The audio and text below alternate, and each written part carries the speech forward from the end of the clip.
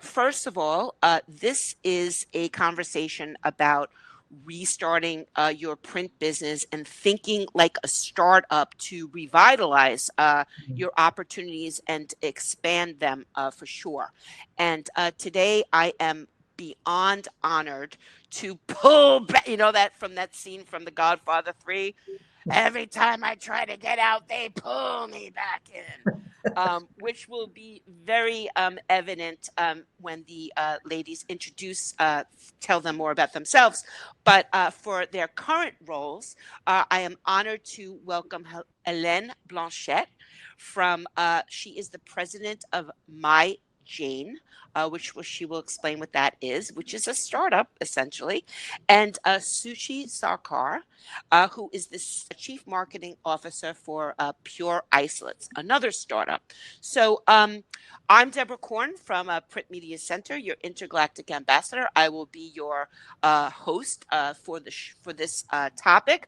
But let me just start off by by asking you to introduce yourselves. In the very 30,000-foot overview, Helene brings years of experience in communication and data-driven persona marketing in the print industry, and now she has a new role, as I mentioned, in a cannabis-derived women's wellness product space. And Suchi's mission is to create positive business impact and build strong brands in growth categories. And she is a champion of innovation. So, Helene, welcome. Maybe fill in a few more blanks for everybody. Thank you. Thank you. Yes, I would say a veteran in the printing industry by now. As you know, I was global VP of marketing for the graphic communication of Xerox. And before that, I had my own commercial print company. But now I step completely in a different role as president of MyJane. And MyJane is a company that curates I would say medicinal products that are that are derived from hemp being one of the plant in the family of cannabis.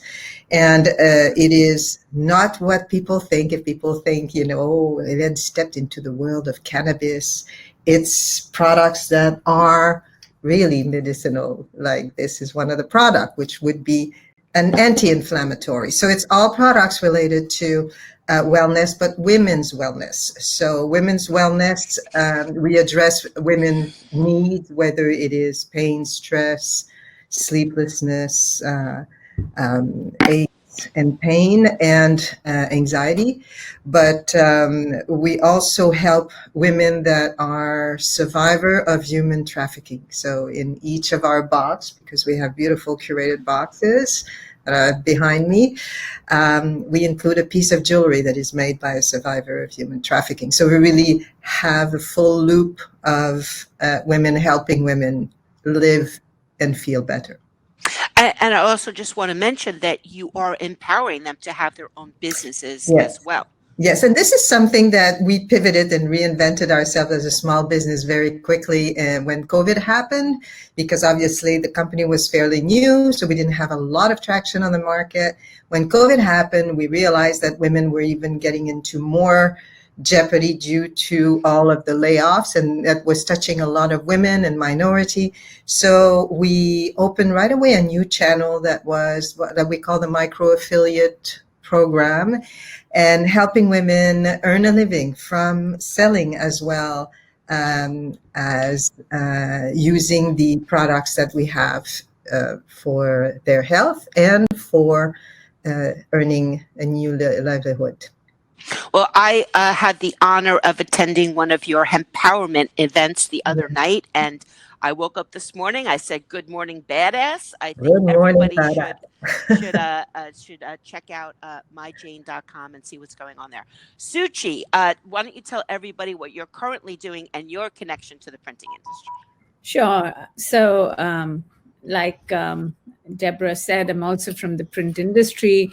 Though I have to say I worked only for about 2 years in the graphics business, heading global marketing for HP's graphic solutions business. But it was a wonderful time, and learned a lot. Actually, we'll talk about it later, which is really helping me in my current role.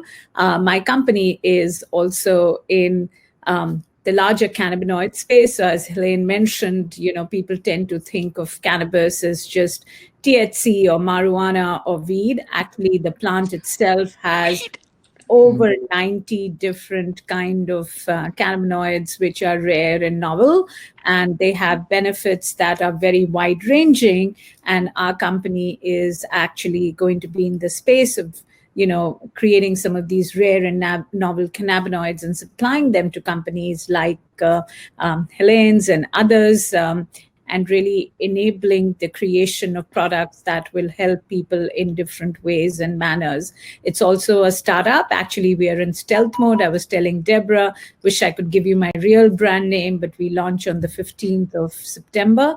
And hopefully, when we speak ever next, you'll see the real name. Oh, excellent.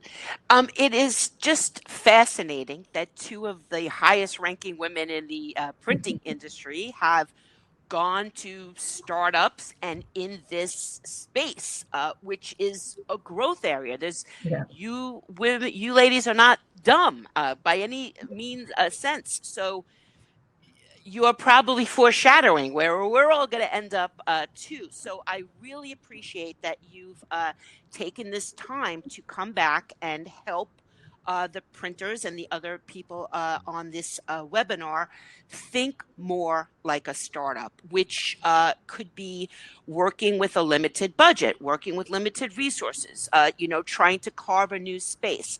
So I did preliminary phone calls with everybody who is speaking at the event. And when I spoke with Shuchi, she said something, which, by the way, she always says something that I write down and I steal. So Shuchi said something that I want to kick off this conversation with, which was that innovation is an attitude. So my question, my first question, which I'll direct to Shuchi first, please, is how do innovators, printers in this case, assess what the market needs before maybe the market knows that it needs it? Sure. So, when you're entering a new technology or a new business, it's always very easy to find the innovation angle because you've really created something. You've created a new technology, you've created a new platform, you've created something new. And so the question that really a lot of people ask me, but, things like print or computing, especially print, is such an old business. How do you really bring innovation into that? And I think that we tend to always look at innovation from just a product angle.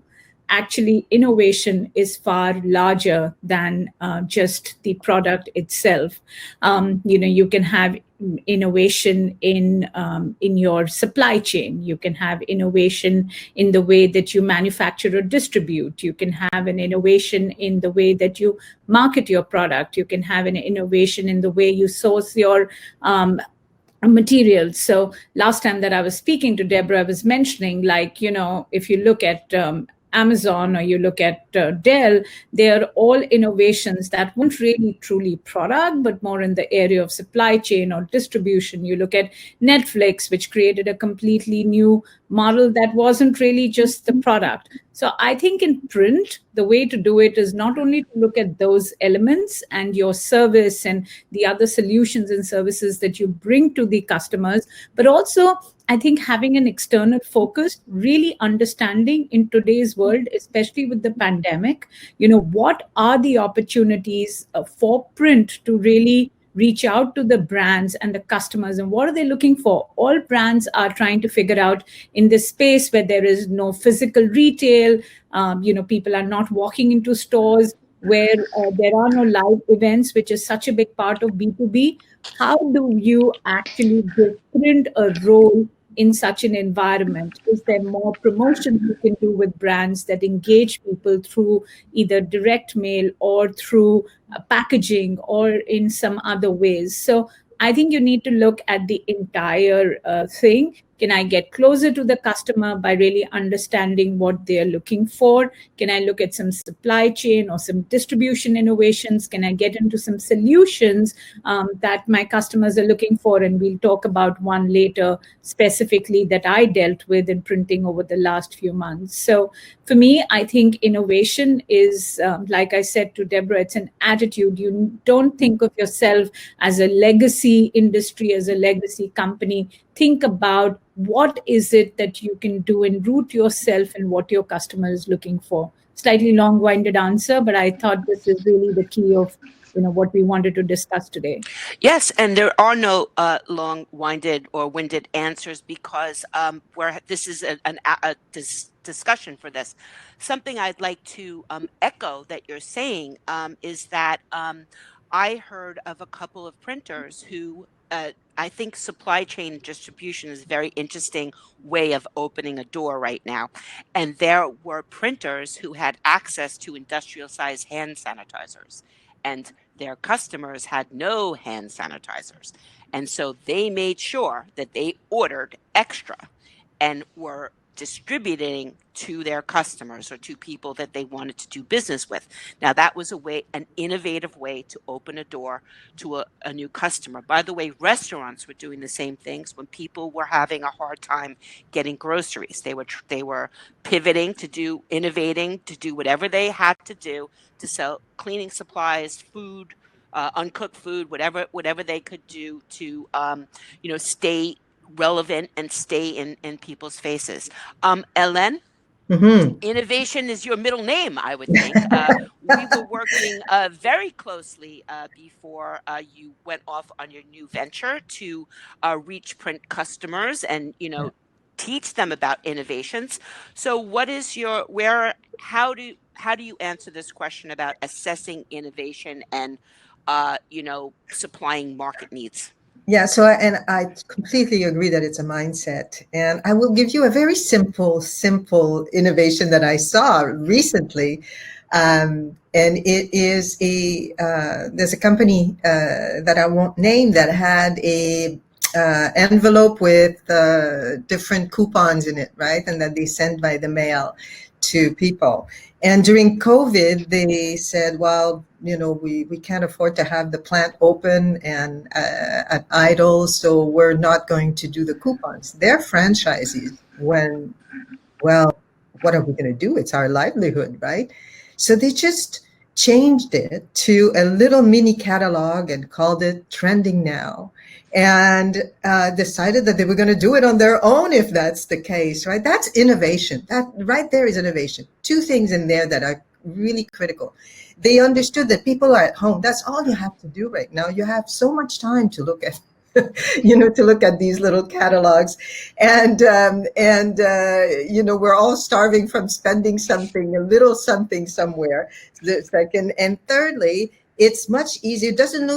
It doesn't look cheap when you have a beautiful little catalog called Trending Now. So the minute that the company saw that, they said, "Oh, we're back in. We're back in. Let's do it together." And now they've transformed in a very innovative way. Yet no big brainer idea, just doing things differently. So that's the first thing I would say that is important. When I said earlier that we changed, as you said, suddenly you have no more funding, right? And when you're a startup, you rely a lot on funding. And suddenly you have no more funding because people have their portfolio crashed and everybody is on the edge. And you say, okay, we're not just going to give up and say, oh, well, we tried, right? You just go ahead and say, what else are we going to do? And as I said, we turned around and we said, okay, we're going to do an affiliate marketing program. And then we said, well, that's not enough. So we started to look outside and say, how do micro business operates? How do affiliate marketing operates? How do salespeople operate from home? And then we studied all of that within a couple of days and then formed our own program that's very unique on the market. And and then launched it, and just like you said, did these monthly event. None of that costs money. It costs equity sweat, yes, but not real money. And we turned around, and now we're a company back in growth. We're better than in Christmas time. We're in growth. And today I look at our portfolio and of products and channels, and the channel that brings us the most business is actually our micro affiliate program that we started 6 months ago. So, thinking differently does not cost a lot of money. And, I think that during the COVID time, it was the perfect time. It is still the perfect time to take that elevator view of your business and say, if I wanted to change and to be somewhere in 12 months, because 12 months will pass anyway, whether you do anything or not. Where should I be, right, in 12 months? And how would I make it different? And take the time to switch things around. It's the perfect time to do that. Do you happen to have the catalog with you, by any chance? I've been, going around and said, "Who cleaned my desk?" Oh, okay. Well, I can't find it, but as if I find it soon, I will. Okay. But it's a very simple. Yeah. I'll people are probably familiar if you're in the United States with the Val Pack. So it's a like that product, but instead of having the coupons in the envelope, this company innovated and created this long, very thin catalog of the companies in there. And as a matter of fact, when Helene and I spoke the other day, we realized that QR codes were missing from it. For people to immediately scan what they are and go right to an online store, which might, also be a great a way of innovating further. To add to innovation, right? Because the beauty of innovation is nonstop. It keeps going, right? It's an evergreen thing. So when I did a presentation this morning, and I was talking about product development, and I don't mean creating consumer products for print, although that is an option, but it is an option that is a little more difficult for printers because they can't count on random one-offs to keep their lights on. They need to kind of know. So coming up with packages, for example, if you work with a law firm, what did they print with you for the last 3 years, and how can you bundle it together and somehow create a package or a repeatable program so that they can pay you for the 4 months or quarterly for all the work that they do, and innovate that way with services and opportunities. So when it comes to product development, you ladies are both developing products right now. What is your advice there, especially as it relates to developing a product and then finding customers for it and creating loyalty? I know it's a big question. We'll go to Shuchi, if that's okay, Helene. Of course. Sure. In fact, as Helene mentioned, I'd give you one example before I answer your question, Deborah. There's a hotel that I read about in India. It's the premium 5-star hotel. And guess what they're doing? Because they're not selling rooms, they're actually now doing laundry for people. So talk about doing innovation, because they have big laundry rooms. And so it's genius. Yeah. So anyway, so in terms of moving on to your question on product development, so this has been, my learning over what I saw in HP and what I'm seeing today in my startup. I think a couple of fundamental principles that we need to follow, in my opinion. I think number one, we tend to always, when we look at product development, we want to create something for everyone.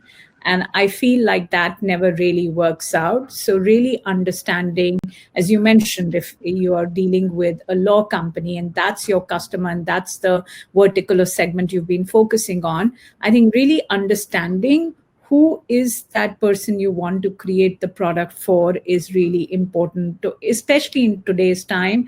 I think it's best to go after a certain vertical or a certain niche that you want to target rather than going after everybody.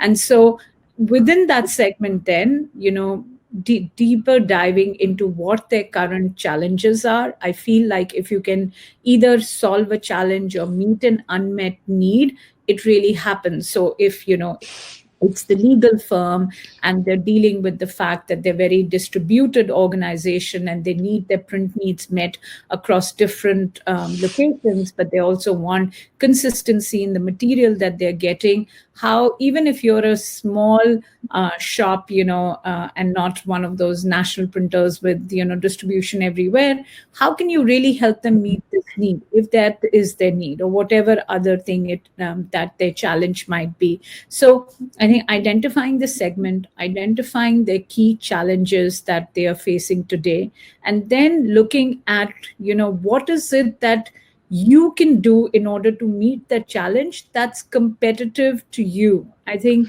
the other focus that I think it's really important in product development is to understand, who all can really offer that solution and where you might have a competitive advantage, either because you are uniquely positioned to do that or because you do it first.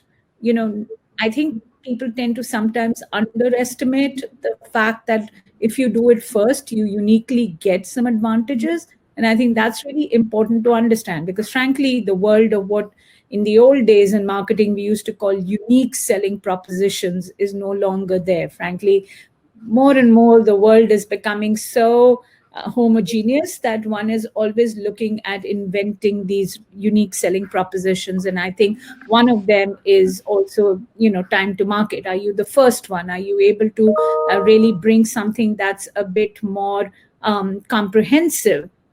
And so I think that,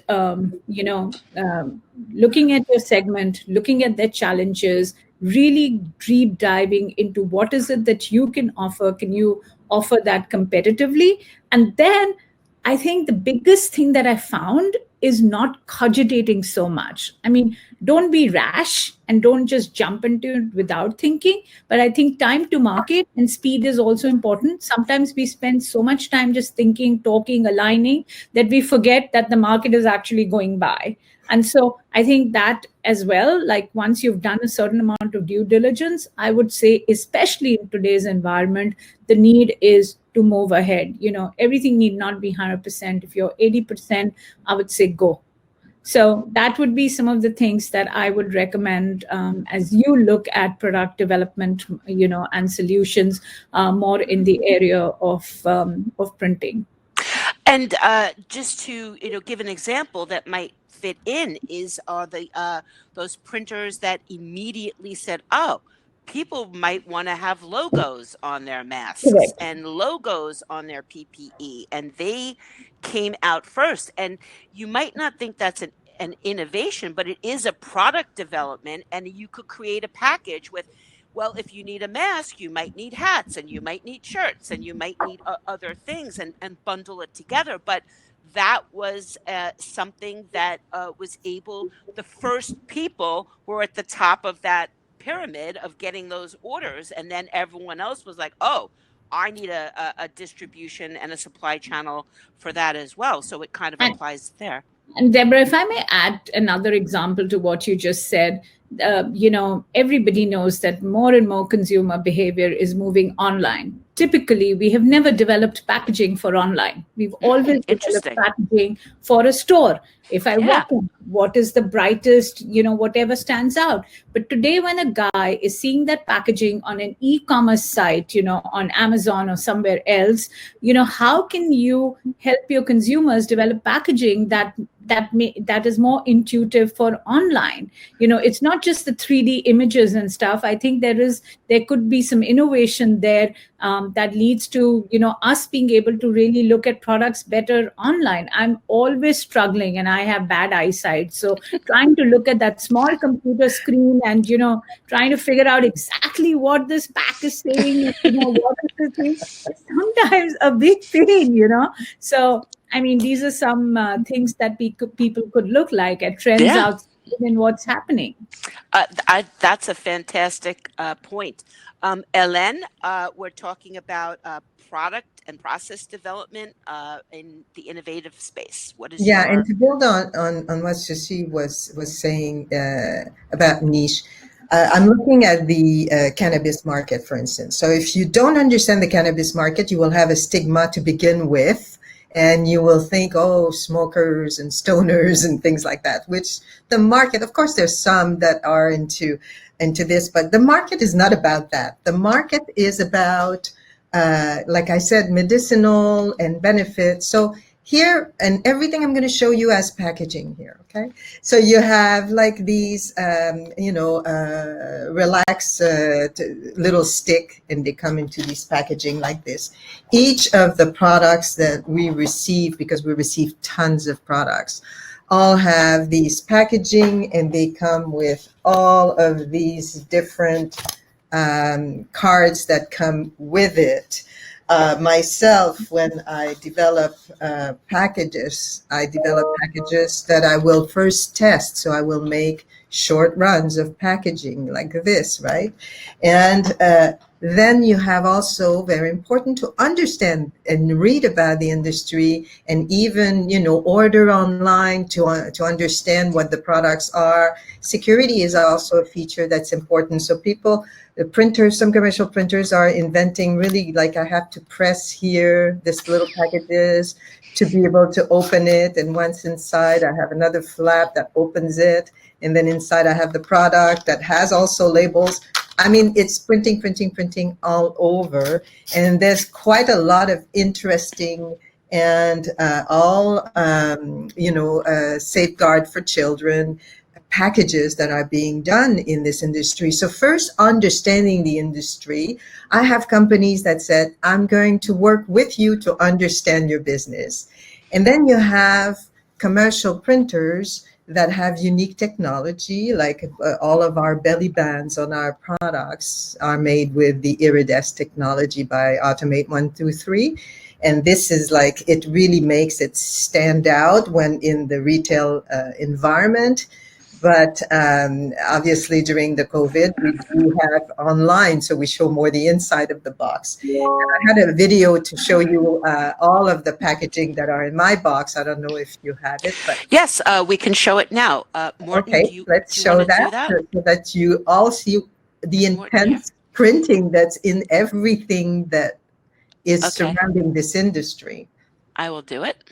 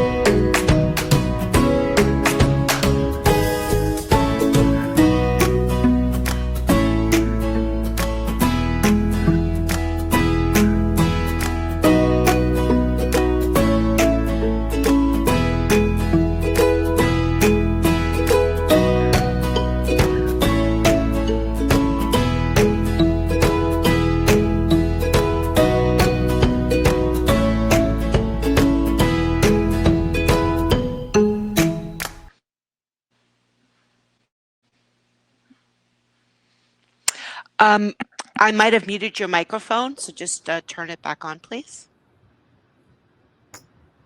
All right. So you could see the amount of printing that you have in this. It's and sometimes some other boxes you can have even more printing. So that's quite intense as far as product.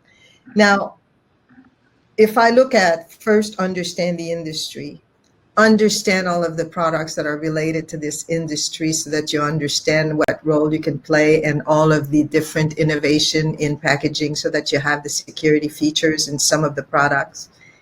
And then you have the ease of doing business. And I think that that's a very important factor, the ease of doing business.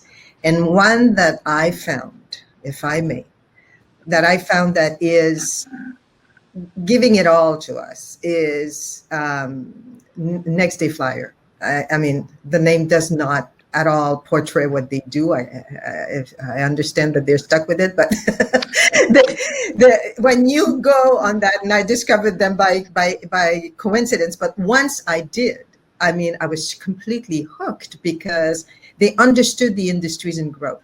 On a weekly basis, they come up with a new set of products that are ready to go, that I just have to, for instance, my designer just have to open go to their website, open, I want to do a package. Okay, what size do you want to do it? The 3D model shows up, shows up, you just upload, and then you see your product right away, and you go print, and they deliver 3-4 days later, or they deliver the next day if it's a postcard or things like that. I mean, and they have a lot of CBD products and CBD labels, and they understand, where the industries that are in growth, and they offer like an extensive, ready to go kind of products that we customize to our needs. But it's quite extensive with the tools that the graphic designers can use right away to be able to create the design or to alter the design. And then they have this full customer service behind that.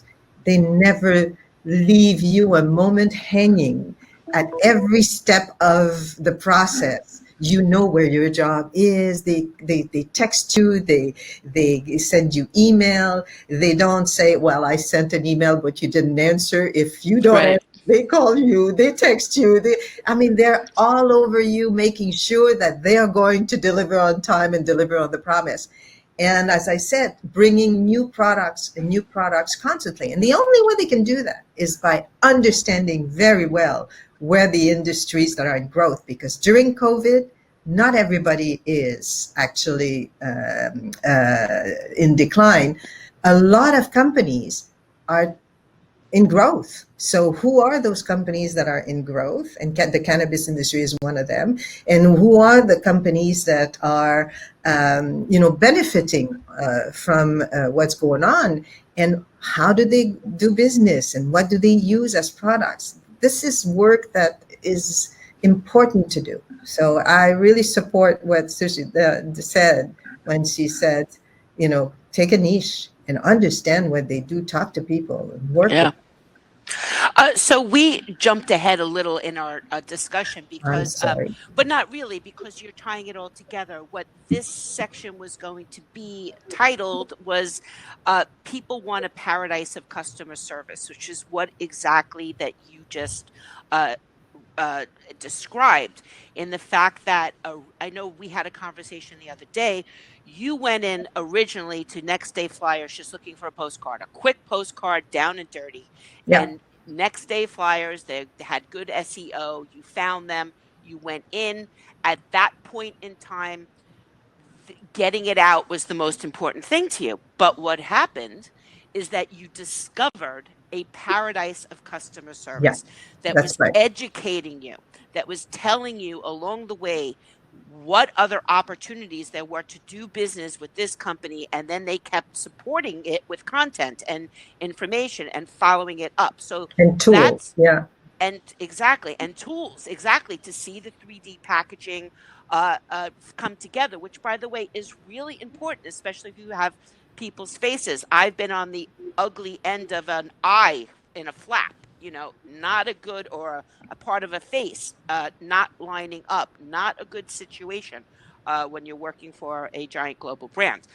So along those lines, now, Shuchi, you are also I don't want to say ironically, but you are also now a print customer and you're sourcing packaging. Now, your experience hasn't exactly been as fantastic of a paradise of as Helene, but maybe you can describe, you know, your interactions and what to you would be a paradise of customer service.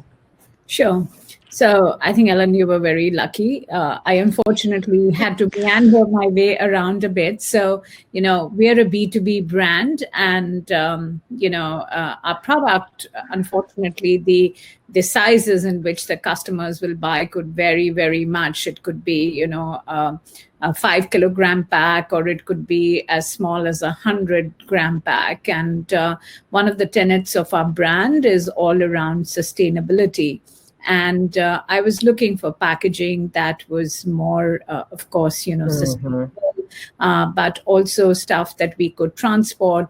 Our product is going to be fairly expensive, so every grammage that you waste or whatever costs money. So how do you make it easy for our customers to actually not only store our products, but also to make sure there is no wastage? We wanted something that was sustainable, something that looked premium in the image with the brand, and also we could kind of not have to order in huge quantities initially, because it's a B2B brand, it's not a consumer brand.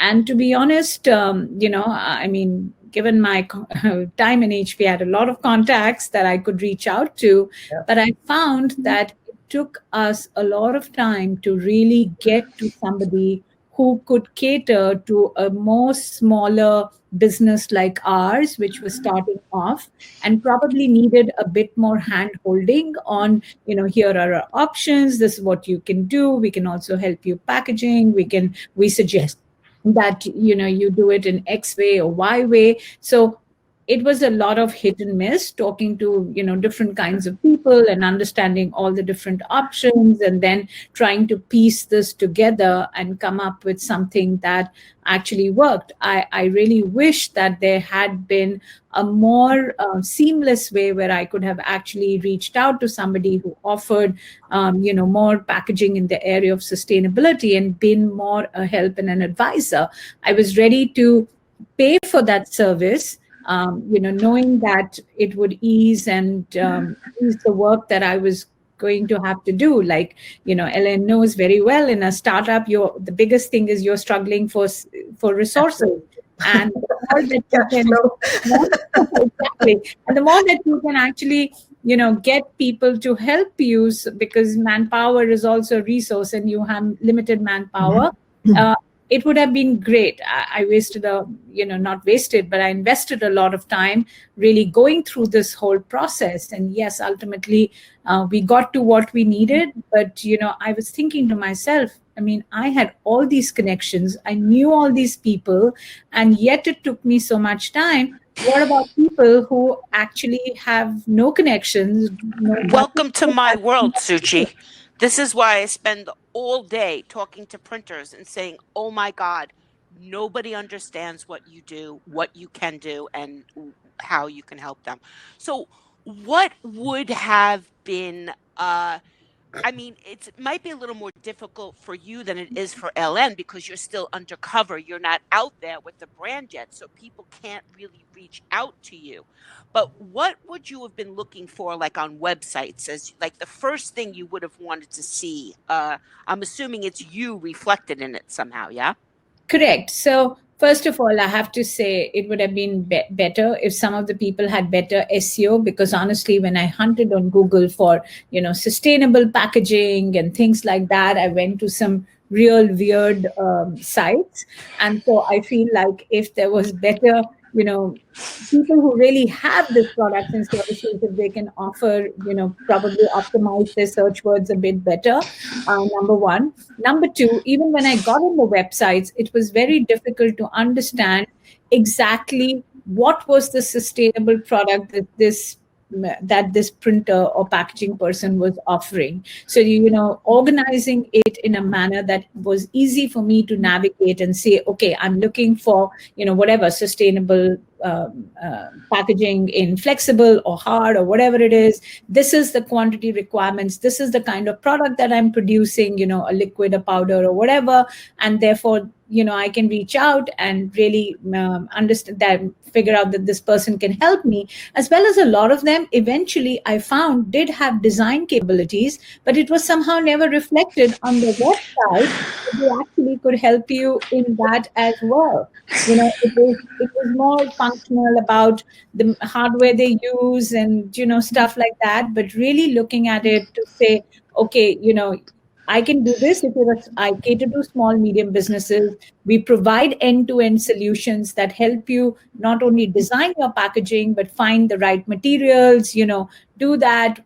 We can do quantities which are from so much to so much, or whatever information that would have made it more intuitive for me to actually reach out to the right people. And then it would have turned up on my Google search. So you're talking about packaging, the hard packaging, because I talked about this packaging, which you can get online. When it comes to big boxes, like we have these rigid boxes, I've been going through several commercial printers right now, and I live through the same problems that you have.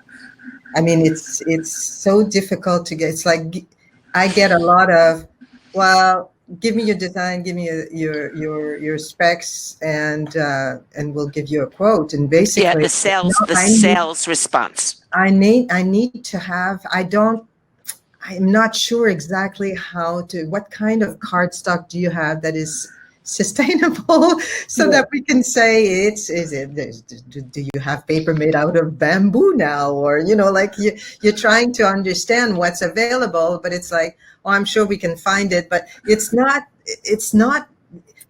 I'm expecting almost like a decorator that's going to come to my house. Yeah. Right. He's going to say, here's some samples of the fabric, right? Whether it's online or whether it's because they do it online too, but whether it's online or whether it's on live, is here's some example, here's the rigidity, you have an option to do it this way or this way. Have you thought of doing it this way? Because I think that it's practical. I saw that you want your box to be standing, but absolutely, it's so hard to get that kind of expertise behind, even though that's all they do is boxing. I have to say, I don't. Yeah, but I actually don't agree with you. They have the expertise. They just don't want to spend the time talking about that. They want to be like, let's get to the part where you're giving me the quote. I don't want to discuss this with you. That's right. I actually presented this morning and said that the new role of a printer in a pandemic is to be an idea generator. And I think that is what you're saying too. We are coming up to the end of the session, and there are some questions. Karis, if you want to come on camera. Hello. Thank you so much for that. There's some amazing insights there. And we did have a question from Pat McGrew, who was asking where you get your inspiration for new products. So I don't know if anyone wants in our case, it's surveys. We surveyed 42,000 women in understanding what they need. And from that, we've concentrated on specific products that address the customer's need. Yeah. Shuchi? Yeah, sure. For my company right now, Pat, where we are, the inspiration really came from the plant itself, and to see what were the different products that could bring different kinds of benefits to the customers. And then really deep diving, as Ellen said, into the customers and understanding, where the market would be, where there was more an urgent need, where it would take time. There is a whole lot of regulation that pays into this industry as well. So understanding where it would be easier to manage the regulation was a big factor in determining that. But ultimately, I think personally, it doesn't matter what category you are in. For me, I always seek inspiration in the outside. what are the trends that are happening, where are customers going, where is the challenges for different kind of customers, and therefore how do you play into those, of course related to your category, but I think if that's really the heart of driving true innovation. Yeah. Helen, last Yeah, well, I words. was just going to say, even during COVID, we heard so many women saying, "I'm going to go crazy with my kids and my husband at home with me, and I'm going nuts. Help me!" So we decided to do a She Survival box that has wellness and humor in it. So we have cards that are describing the products, but with a lot of humor, and we give them even a door hanger that says, woman in a serious recovery mode, do not disturb my me time. And like, so you have to also listen to what's going on, the post, the pace of the market, and what's going on in the market, that you could actually bring something to it that's going to be welcome. I just want to thank you both so much. Shirley, I do see your questions. I'll answer them privately offline. But Suchi and Ellen, your thought leadership, your uh, mentorship, your amazing ideas. You always show up for the people of the Printiverse, and you're not even in the Printiverse anymore. But I'm not letting you out. As long as you'll talk to me, I'm going to keep pulling you back in. But I hope that everybody who was here and everybody who's watching it have heard what two of the highest ranking marketing people in the printing industry from the most major corporations have said about how difficult it is to navigate printers' websites. You know, are really looking for startups, and businesses in crisis right now are really looking for advisors. They're looking for help. They don't want sales. They don't want to go right to just give me an estimate. They want to understand all of their opportunities and how it will benefit them. So you have definitely benefited all of us. So thank you so much for your time and your expertise. And we're going to turn on some videos before the next session.